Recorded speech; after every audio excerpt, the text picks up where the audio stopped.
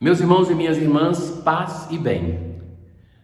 Hoje, na antífona de entrada, nós assim rezamos: Ó Deus nosso protetor, volvei para nós o vosso olhar e contemplai a face do vosso ungido, porque um dia em vosso templo vale mais do que outros 1000. Um dia em vosso templo vale mais do que milhares fora dele. O templo de Jerusalém era considerado a residência de Deus, a morada do Eterno. Jesus vai dizer naquele episódio com a samaritana, lembram-se que ela pergunta: vocês judeus dizem que nós devemos rezar em Jerusalém, para nós samaritanos é Betel. Aonde se deve rezar? Jesus vai dizer: os verdadeiros adoradores do Pai adorarão em espírito e verdade. Espírito é o Espírito Santo, verdade é o próprio Jesus. Então, aonde nós nos encontramos com Deus, ali se torna o nosso local de oração. Ora, nós aqui temos esta alegria do salmista, o Salmo 83, porque está na casa de Deus, no seu templo. E nós devemos nos alegrar, porque em todos os lugares nós podemos estar em comunhão com Ele, com o Cristo, que é o verdadeiro templo. Lembra que ele vai dizer: destruir esse templo, eu vou reconstruir em 3 dias. Ele se apresenta como um novo templo. Quem está em comunhão com Ele vive esta felicidade. Hoje, nós temos mais um daqueles momentos da vida desse profeta Ezequiel que é muito cenográfico. Ele é enviado para anunciar com palavras e com a própria vida. Lembram quando ele tinha que fazer-se de deportado no meio do povo, atravessar um buraco no muro para chamar a atenção e as pessoas perguntarem e ele dizer: isso vai acontecer com o príncipe, vai acontecer com a cidade. Hoje acontece algo drástico na vida deste profeta. Deus vai dizer assim: filho do homem, vou tirar de ti por um mal súbito o encanto dos teus olhos. Quem é o encanto dos seus olhos desse sacerdote? É a sua esposa. É o anúncio da morte da sua esposa, e que ele não pode se lamentar nem chorar, deve gemer em silêncio. Não colocará vestes de luto, não vai se alimentar como um enlutado. E assim, ele ouve essa mensagem de manhã, com o mal súbito anúncio da morte da esposa, que à tarde vai acontecer. E então o povo vai perguntar para ele: não nos vais explicar o que tem a ver conosco as coisas que fazes? E então ele diz que o Senhor manda dizer ao seu povo: vou profanar o meu santuário, o objeto do vosso orgulho. O templo de Jerusalém, de fato, era tão belo que vinham de nações distantes para contemplá-lo. Era o orgulho do povo de Israel.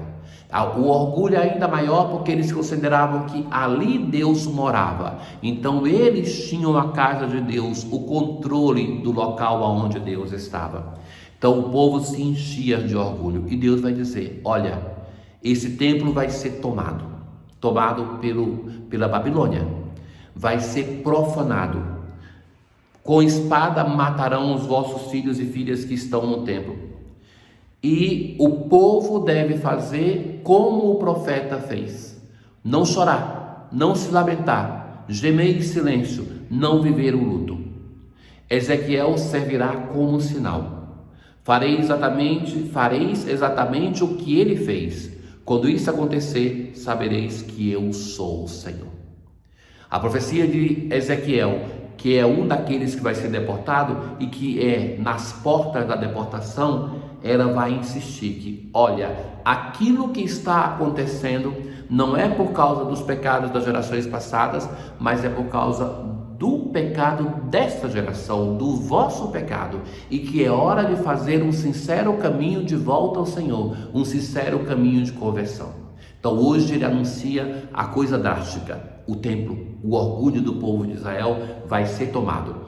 Mas cada vez que acontece alguma coisa na Bíblia, recordemos-nos para que nós não caiamos facilmente em uma imagem ruim, perversa, equivocada sobre o nosso Deus. A cada vez que acontece alguma coisa na Bíblia, ela é atribuída, coisa boa, coisa má, a Deus. Então é Deus que está fazendo com que o seu templo seja profanado pela Babilônia, seja tomado, mas que é consequência do abandono por parte do povo do seu Deus. Com o livro do Deuteronômio, nós rezamos em resposta a essa palavra de Deus. Da rocha que te deu a luz te esquecestes, do Deus que te gerou não te lembrastes. O cântico, ele fala do abandono que o povo de Israel faz do seu Senhor, esquece o seu Deus. Deus então vai dizer: esconderei deles o meu rosto. Deus que no Pentateuco vai permitir que o povo de Israel contemple a sua face, que vai se mostrar, até que o povo vai pedir que ele só fale com Moisés e não fale mais com todo mundo, porque eles tinham medo. Agora diz: eu vou esconder o meu rosto. Com deuses falsos provocaram minha ira. Deus é um Deus ciumento. Ora, a aclamação ao evangelho de hoje, nós assim vamos rezar: felizes os humildes de espírito, porque deles é o reino dos céus. E nós temos um episódio famoso hoje no evangelho. Alguém se aproxima de Jesus e vai dizer: mestre, o que devo fazer de bom para possuir a vida eterna? Tal episódio em Marcos e em Mateus é narrado logo depois daquele episódio ali com as crianças. Então, veja que pergunta: mestre, o que devo fazer de bom para possuir a vida eterna? Então, Jesus vai logo reagir. Por que tu me perguntas sobre o que é bom? Só um é bom. Se tu queres entrar na vida, observa os mandamentos. Ou seja, a bondade que você está buscando só vai encontrar em uma pessoa, Deus. Enquanto você não se encontrar com Deus, você vai estar vacando, buscando em coisas transitórias aquilo que preenche a tua vida e que somente vai ser encontrado em Deus. Então, já a pergunta dele, Jesus aproveita para indicar uma direção e vai dizer: viva os mandamentos. Quer ser uma pessoa que faz experiência da bondade de Deus, você deve estar em comunhão com essa bondade. E para ter essa comunhão, você tem através da vivência dos mandamentos. Ele vai perguntar quais?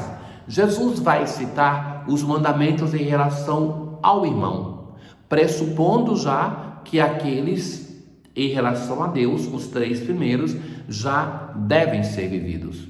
Então Jesus responde com os mandamentos e agora sim, este alguém, este homem é chamado de jovem. O jovem disse a Jesus: tenho observado todas essas coisas, o que ainda me falta?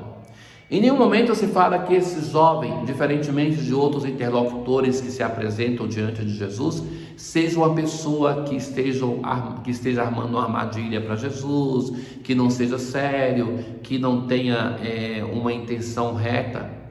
Ele chega, então faz mais uma pergunta, é a terceira: o que ainda me falta? Parece alguém que quer de fato viver o evangelho, quer viver em união com Deus, quer viver o anúncio da palavra de Deus. Jesus vai dizer: se queres ser perfeito, então sede perfeitos como vosso Pai Celeste é perfeito. Já está no Sermão da Montanha que nós ouvimos no início do Evangelho. Se queres ser perfeito, porque a observância da lei já se encontrava entre os fariseus e doutores da lei, mas falta uma busca sincera de perfeição. Jesus: se queres ser perfeito, queres ser como Deus perfeito, vai, vende os teus bens, dá aos pobres e terás um tesouro no reino dos céus. Depois vem e segue-me. 3 coisas: vende, dá aos pobres e vem e segue-me. Então, esse jovem, de novo chamado de jovem, foi embora cheio de tristeza, porque era muito rico.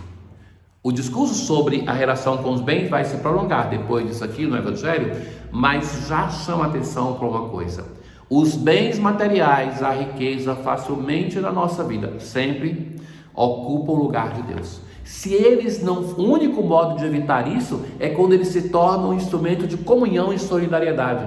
Então isso é muito importante, meus caros, porque o fato de alguém ganhar um salário justo não dá direito de usar esse salário como bem quer.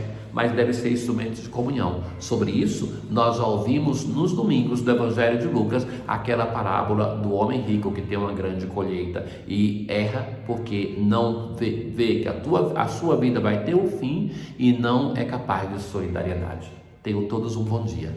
O Senhor esteja convosco, Ele está no meio de nós. Abençoe-o Deus Todo-Poderoso, o Pai, o Filho e o Espírito Santo. Paz.